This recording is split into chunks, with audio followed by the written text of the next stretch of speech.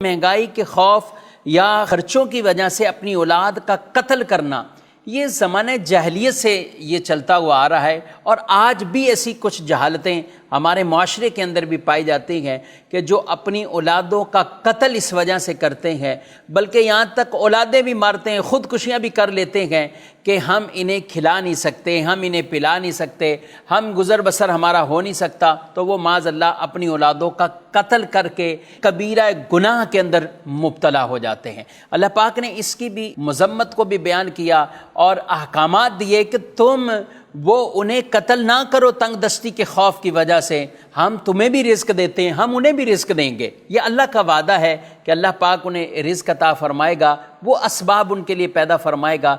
लेकिन किसी को ये हलाल नहीं है कि तंग दस्ती की वजह से अपनी औलादों का माज़अल्लाह वो कत्ल करना शुरू कर दें। अल्लाह पाक इरशाद फरमाता है, कुल तालौ अत्लु मा हर्रमा रब्बुकुम अलैकुम। इरशाद फरमाया क्या महबूब, आप इनसे फरमाओ, आओ मैं तुम्हें तिलावत करता हूँ तुम पर, तुम्हें बताता हूँ कि तुम्हारे रब ने तुम पर क्या चीज़ हराम की है। वो हराम क्या फरमाई, अल्लाह तुशरिकू बिही शैआ, अल्लाह के साथ किसी को शरीक ना ठहराओ, शिरक ना करो। व बिल वालिदैनी इहसाना, और अपने माँ बाप के साथ एहसान करो, भलाई करो अपने माँ बाप के साथ। वला तक़तुलू औलादकुम मिन इमलाक, और तंग दस्ती की खौफ से अपनी औलादों को कत्ल ना करो। नहनु नरज़ुकुकुम व इय्याहुम, हम तुम्हें भी रिस्क देते हैं, उनको भी रिस्क देते हैं।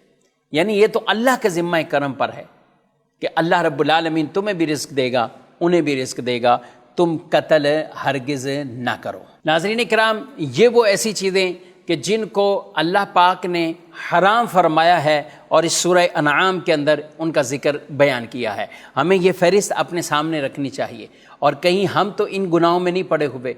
कत्ले नाहक और अपनी औलाद का कत्ल करना तंग दस्ती के खौफ की वजह से, ये ज़माने जहालियत में लोग बेटियों को ज़िंदा दरगोर करते थे, लेकिन आजकल भी ऐसा ही है।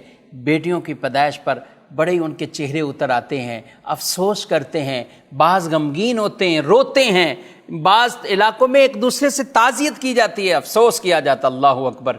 ऐसे लोग अल्लाह को क्या जवाब देंगे, अल्लाह के हुजूर कैसे हाजिर होंगे कि रब तबारक व तआला क़यामत के दिन जब उनसे पूछेगा, जब उनसे हिसाब किताब लेगा, तो ये इन चीज़ों का, इन हरकतों का क्या अल्लाह को जवाब देंगे।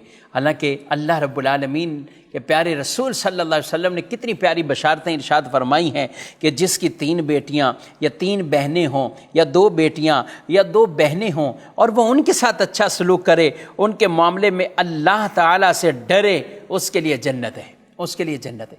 और एक हदीस में फरमाया जिसके लिए 3 बेटियां हों, वो उनकी परवरिश करे, आदाब सिखाए, शादी की उम्र को पहुँचे, उनकी शादी और निकाह कर देता है। तो इरशाद फरमाया नबी करीम सल्लल्लाहु अलैहि वसल्लम ने कि अल्लाह पाक उसके लिए जन्नत को वाजिब फरमा देता है। सहाबी अर्ज़ गुज़ार हुए, या रसूलल्लाह सल्लल्लाहु अलैहि वसल्लम, अगर किसी की 2 बेटियां हों, तो फरमाया अगर 2 हो तो भी अल्लाह उसे यही अजर अदा करेगा। रावी कहते हैं कि अगर कोई एक बेटी के बारे में भी सवाल करता तो रसूलुल्लाह सल्लल्लाहु अलैहि वसल्लम एक बेटी पर भी उसे यह फजीलत अता फरमाते।